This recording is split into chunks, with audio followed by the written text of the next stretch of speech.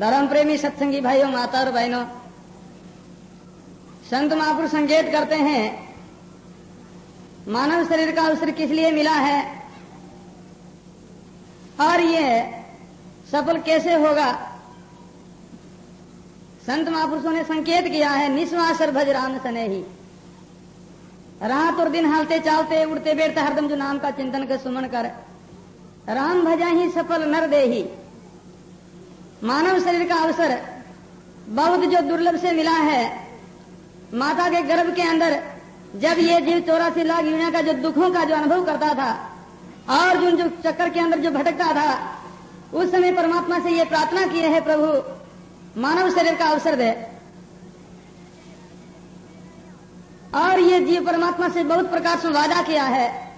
जब ये जीव माता के गर्भ के अंदर था उस समय परमात्मा से इसी प्रकार ये वादा किया है, गर्भ में कौन ही कीना तबे लगे नाम को चीना, निकालो नरक से मोई बिसारू नेक ना तो ही। माता के गर्भ के अंदर ये जीवात्मा परमात्मा से ऐसा वादा किया है, प्रभु इन संकट से, इन दुख से आप कृपा करके मेरे को मुक्त करो, स्वतंत्र बनाओ, मैं कभी आपको भूलूंगा नहीं। परमात्मा दया करके कृपा करके मानव शरीर का जो अवसर दे दिया है। मानव शरीर का अवसर मिलते ही जीव जो स्वतंत्र होते ही और सुखी होते ही ये परमात्मा से बेमुख हो गया। हीरा जब यान पड़ा धरणी, वही कछु और ही करणी, लिया जब गोद में माता, छोड़ दिया नाम से नाता। जब ये मानव स्वरूपी हीरा माता की जो गर्भ से जो बाहर आते ही और ये परमात्मा से बेमुख हो गया, परमात्मा का वो वादा कोल किया था उनको बिसर गया, भूल गया। तो इसलिए संत महापुरुष फरमाते हैं 84 फिर नर्तन पायो। 84 लाख योनियों का जो दुख जो भोगने के बाद में ये मानव शरीर का अवसर मिला है और अब सिर क्यों भरम भार उठायो। इतना जो दुर्लभ से मानव शरीर का अवसर मिला और फिर भी जो कहते संसार का ये बोझा मैं और मेरा का ऊपर क्यों जो उठा लिया। प्राणी भूल करके और संसार के जो कहते जितना बोझा है और इनको अपने सिर के ऊपर उठा लिया है कि हमारे जो परिवार का पालन जो पोषण मैं ही करता हूँ, हमारे जो कहते हैं बिगर किसी का जो कहते काम नहीं चलेगा। इसी प्रकार ये बोझा अपने आप जो उठा लिया है। सारा का सारा जो बोझा और सारी जो जिम्मेवारी परमात्मा को है, अपने ऊपर कोई जिम्मेवारी नहीं है, परंतु मनुष्य जो भूल करके ये सारी जिम्मेवारी अपने ऊपर ले लेते हैं। ऐसे मनुष्य की कैसी दशा है। संत महापुरुष जो फरमाते हैं, एक कोई जो बूढ़ा बाबा बाजार के अंदर जो नाच जो खरीदने के लिए गया, नाच जो खरीद करके और ये नाच की पोट बांध करके अपने सिर के ऊपर उठाई, उठा करके और वो अपने जो जंगल के अंदर ढाणी के अंदर वो बाबा रहता, नाच की जो पोट को लेकर के वो बाबा रवाना हुआ और धीरे धीरे वो जो अपनी जो कहते ढाणी की तरफ जा रहा है। पीछे से एक राजा तांगा को जो कहते हैं श्रृंगार करके उनके ऊपर बैठ करके जंगल के अंदर घूमने के लिए जाते हैं और आगे वो रास्ते रास्ते जो बाबा जो चल रहा है, राजा उन बाबा को देख करके और बड़ी जो दया आई, विचार हुआ ये बूढ़ा जो बाबा है इनके जो ऊपर जो वजनदार जो पोट ऊंची हुई है, हमारा ये तांगा खाली है और मैं जो बाबा को मेरे तांगा के ऊपर बैठा लूं। राजा तांगा को उन बाबा के पास में ले जाकर के रोका, रोक करके बोला, बाबा तुम कहाँ जाते हो। बाबा ने प्रार्थना की, महाराज मैं मेरी जो ढाणी में जा रहा हूँ। तो राजा बोले कि तुम हमारे तांगा के ऊपर बैठ जाओ और मैं भी इधर जो घूमने के लिए जाता हूँ, जहाँ आपकी ढाणी हो वहाँ मेरे को कह देना, मैं तांगा को रोक करके मैं तेरे को उतार दूंगा। बाबा उन तांगा के ऊपर बैठ गया। पास में अपने जो वो पोट भी रख ली। तांगा के जो दो भाग, एक जो सीट आगे एक पीछे, अगली सीट के ऊपर जो राजा बैठा है, पिछली सीट के ऊपर बाबा को बिठा लिया। पीछे बाबा जो बैठे बैठे विचार किया, राजा बड़ा दयालु है, बड़े जो कृपालु है, मेरे को तांगा के ऊपर बिठा लिया, पोट को ही जिनके ऊपर जो रख दी, परंतु मेरे को तो कुछ विचार करना चाहिए। मैं तो तांगा के ऊपर बैठ गया तो कोई बात नहीं, परंतु ये पोट तो मेरे सिर के ऊपर उठा लूं। आज जो बाबा क्या करते हैं, पोट को जो उठा करके अपने मस्तक के ऊपर रख लेते हैं। स्वाभाविक राजा जो पीछे देखते हैं तो बाबा जो अपने मस्तक के ऊपर जो पोट को जो रखी हुई और जो तांगा के ऊपर बैठा है। राजा बोले, बाबा जी इन पोट को नीचे रख दो तांगा की सीट के ऊपर।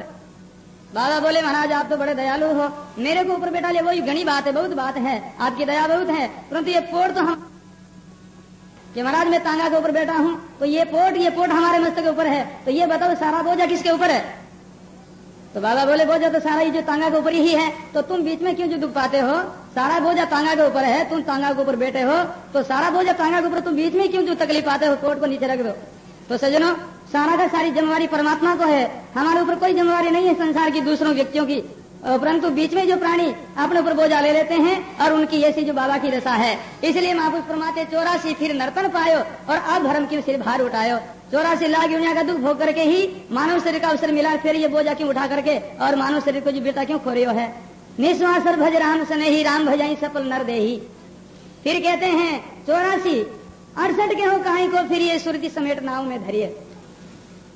नाम को जो सुमन करने वाला को दूसरा कोई साधन करने की आवश्यकता है नहीं। एक माही सब आविया डाल पान फल फूल, दादू पीछे क्या रिया जिन पकड़िया निज मूल। संत महापुरुष फरमाते हैं जो केवल जो नाम के सुमन में लग जाता है, उनको दूसरे जो कहते साधन करने की कोई आवश्यकता नहीं है, और सारा का सारा नाम का ही प्रभाव, भजन का ही प्रताप है। संत महापुरुष संकेत करते हैं जिसी तरह दूसरा जो साधन कैसा है और नाम का सुमन कैसा है।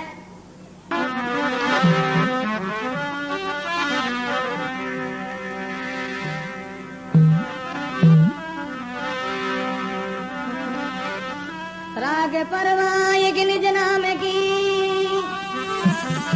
कल के मैदान में बांध ताटी। मेरी अमराव दिन 4 के पावना, छोड़ जावेगा घर में दौलत आती। पकड़ ले सद शब्द तो ही पैदा किया, और सब होवेगा खाक माटी। बस पलटो के देखो संसार गति, यज्ञ निज नाम बिना कोई संगन साथी।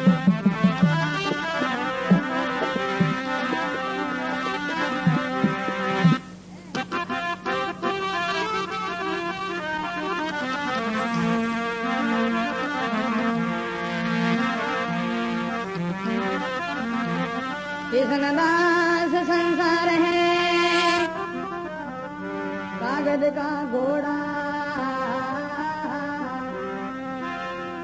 मन का बहुत मंडान है, जीवन है थोड़ा।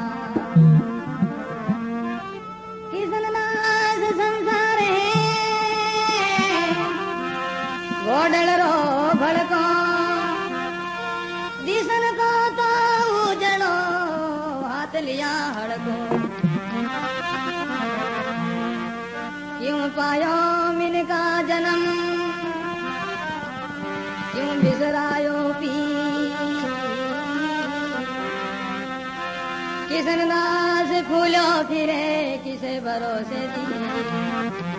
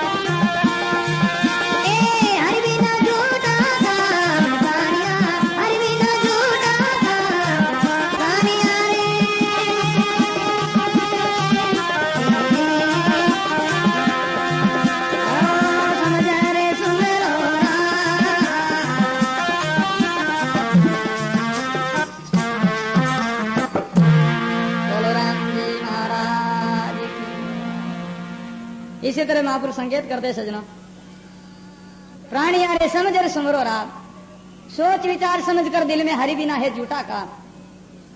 भजन के लिए ही मानव शरीर का अवसर मिला है, और इन भजन सुमन को, सत्संग को छोड़ करके प्राणी और कुछ करता है, वो सब अनर्थ और अन्याय करता है। आया था हरि भजन को यार या उड़ जाय, किसन दास किरतारे को क्या केवोगे जाय।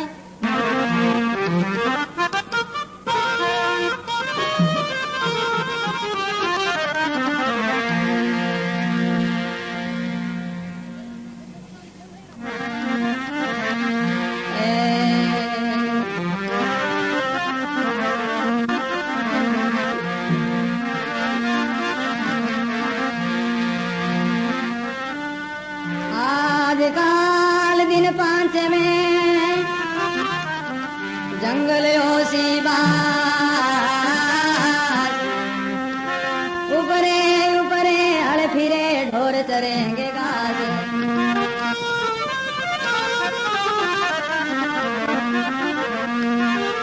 रोईड़ा फूल बनी में फूलिया,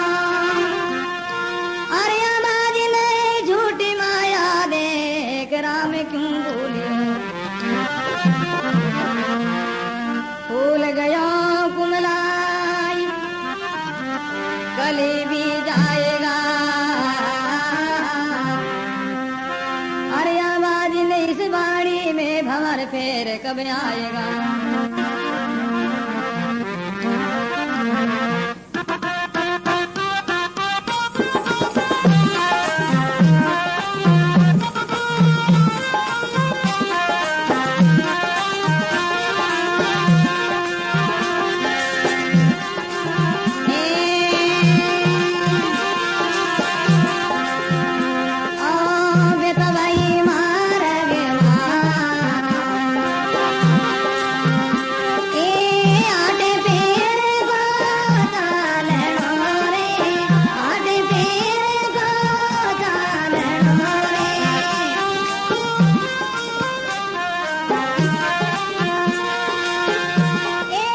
घड़िया के घेरे लाए बता